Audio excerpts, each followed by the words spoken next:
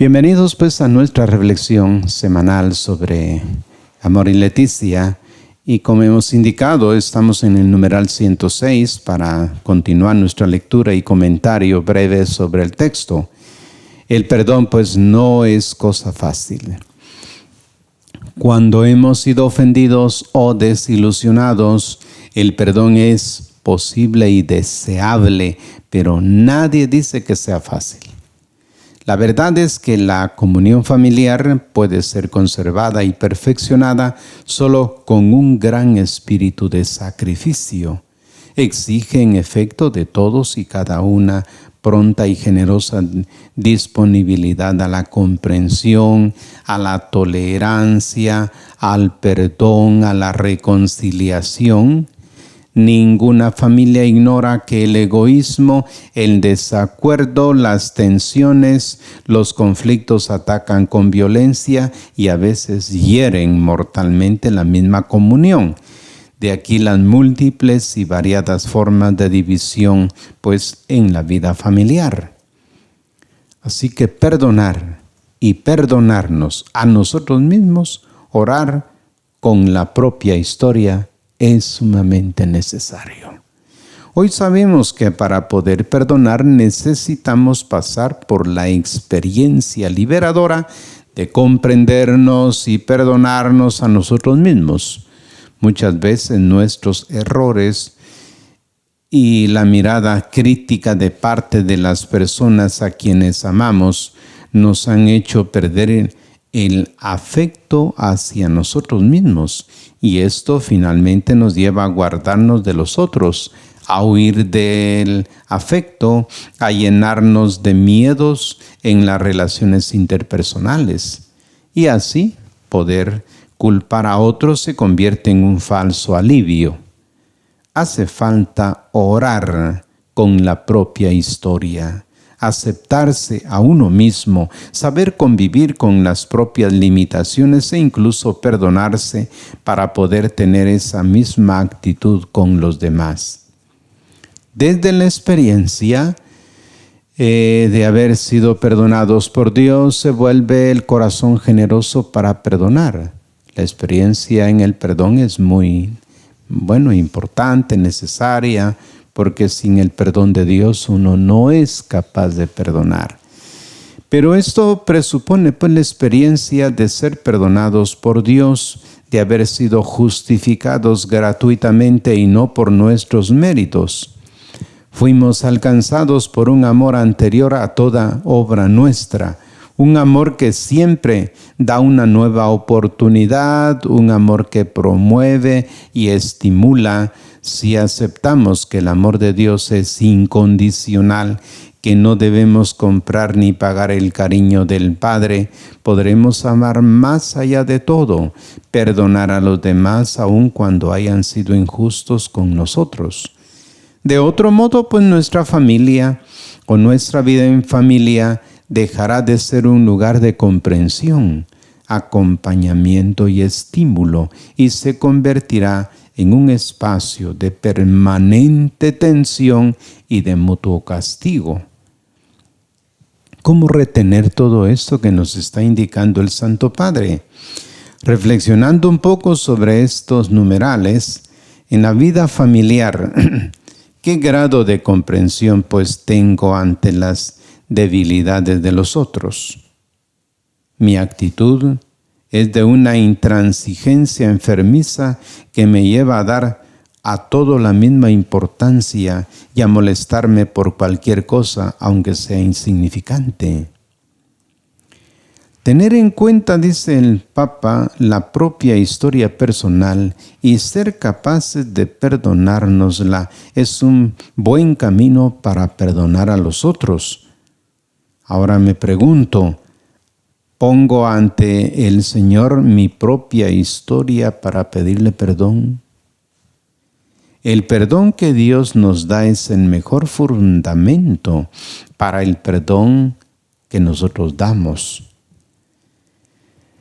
Pasa el Papa a hablarnos en el numeral 109 sobre alegrarse con los demás. El amor no se alegra de la injusticia, sino que goza en la verdad. Alegrarse, reconocer, valorar. Viene esta expresión de alegrarse, indica algo que de que está en el corazón del hombre. Puede que esté la actitud venenosa de quien se alegra de ver que a alguien se le hace injusticia.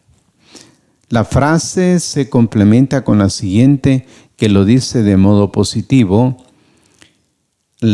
se goza con la verdad. Es necesario disfrutar el bien, alegrarse cuando al otro le va bien y sufrir con el otro cuando le va mal. Es decir, se alegra con el bien del otro cuando se reconoce su dignidad, cuando se valoran sus capacidades y sus buenas obras. Esto es imposible para quien necesita estar siempre comparándose o compitiendo, incluso con el propio cónyuge, hasta el punto de alegrarse secretamente por sus fracasos. No condenarse a vivir con poca alegría, tampoco, ¿verdad? Cuando una persona que ama puede hacer un bien a otro, o cuando ve que al otro le va bien en la vida, lo vive con alegría y de ese modo da gloria a Dios, porque Dios ama al que da con alegría, según el texto de San Pablo en la segunda carta a los Corintios 9:7. Nuestro Señor aprecia de manera especial a quien se alegra con la felicidad del otro. Si no alimentamos nuestra capacidad de gozar con el bien del otro y al contrario, nos concentramos en nuestras propias necesidades, nos condenamos a vivir con poca alegría, ya que, como dijo Jesús, hay más alegría en dar que en recibir. Texto que recoge Hechos 20:35. La familia debe ser siempre el lugar en donde quien logra algo bueno en la vida sabe que allí lo van a celebrar con él. Retengamos pues a ver qué nos dicen estos dos numerales que hemos hecho lectura. Esos numerales no solo por el orgullo institucional, ¿verdad? Que la familia quede bien, sino por las personas que la componen. Somos fáciles para reconocer, alegrarnos y valorar al marido, a la esposa, a los hijos, a los padres, a los abuelos. Somos una familia alegre que celebra, que goza de una amistad profunda y de una confianza sin límites. El apóstol Pablo insiste en su carta, lo disculpa todo. El dinamismo contracultural del amor, ¿verdad? Disculparlo todo. El elenco se completa en 4 expresiones que hablan de totalidad. Todo. Disculpa todo. Cree todo. Espera todo. Soporta todo. De este modo se remarca con fuerza el dinamismo contracultural del amor, capaz de hacerle frente a cualquier cosa que pueda amenazarlo. A veces hablamos demasiado, ¿verdad? Y hacemos poco silencio. Es parte del numeral 112 que el Papa expresa de esta manera. En primer lugar, se dice que todo lo disculpa. Se diferencia de no tiene cuenta del mal, porque el término tiene que ver con el uso de la lengua. Puede significar guardar silencio sobre lo malo que puede haber en otra persona. Implica limitar pues el juicio, contener la inclinación a lanzar una condena dura e implacable. No condenen y no serán condenados, dijo Jesús en Lucas 6:37. Aunque vaya en contra de nuestro habitual uso de la lengua, la palabra de Dios nos pide: no hablen mal unos de otros, hermanos, en Santiago 4:11. La difamación es un gran pecado. Dedicarse a dañar la imagen del otro es un modo de reforzar la propia, de descargar los rencores y envidias sin importar el daño que causamos. Muchas veces se olvida que la difamación puede ser un gran pecado, una seria ofensa a Dios cuando afecta gravemente la buena fama de los demás, ocasionándoles daños muy difíciles de reparar. Por eso la palabra de Dios es tan dura con la lengua, diciendo que es un mundo de iniquidad que contamina a toda la persona, en Santiago 3:6, o como un mal incansable cargado de veneno mortal, Santiago 3:8. Si con ella maldecimos a los hombres, creados a imagen y semejanza de Dios, Santiago 3:9, el amor, sin embargo, cuida la imagen de los demás con una delicadeza que lleva a preservar incluso la buena fama de los enemigos. En la defensa de la ley divina, no debemos olvidarnos nunca de una exigencia del amor. En el numeral 113, el Santo Padre nos va a mostrar siempre el lado bueno del cónyuge, o invita pues a que el cónyuge pues vea el lado bueno del otro. Los esposos que se aman y se pertenecen hablan bien el uno del otro, intentan mostrar el lado bueno del cónyuge más allá de sus debilidades y errores. En todo caso, guardan silencio para no dañar su imagen. Pero no se trata solo de un gesto externo, sino que brota de una actitud interna. Tampoco pues de la ingenuidad de quien pretende no ver las dificultades y los puntos débiles del otro, sino la amplitud de miras de quien coloca esas debilidades y errores en su contexto. Recuerda que sus defectos son solo una parte, no son la totalidad del ser del otro. Un hecho desagradable en la relación no significa la totalidad de esa relación. Y así se puede aceptar con sencillez que todos somos una compleja combinación de luces y sombras. Para amar al cónyuge no hay que exigirle pues que sea perfecto. El otro no es solo eso que a mí me molesta. Es mucho más que eso. Por eso, para apreciarlo, no le exijo que su amor sea perfecto.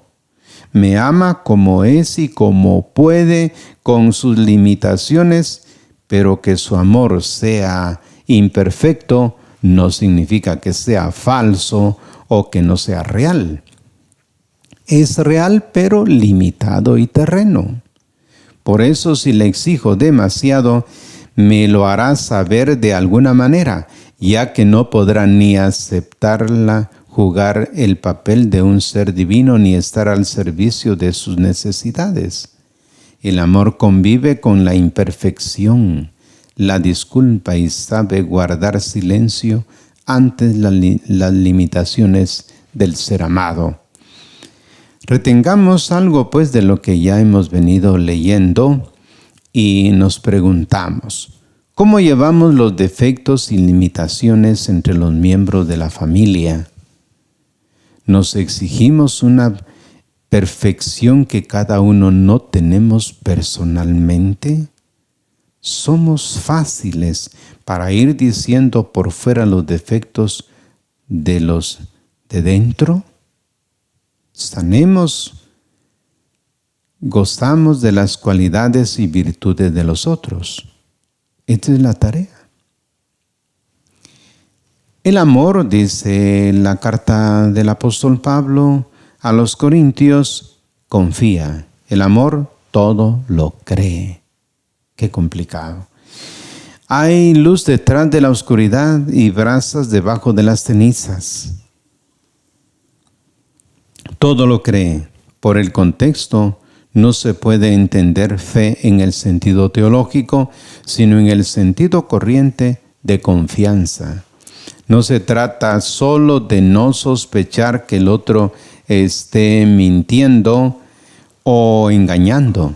Esta confianza básica reconoce la luz encendida por Dios, que se esconde detrás de la oscuridad, o la brasa que todavía arde debajo de las cenizas.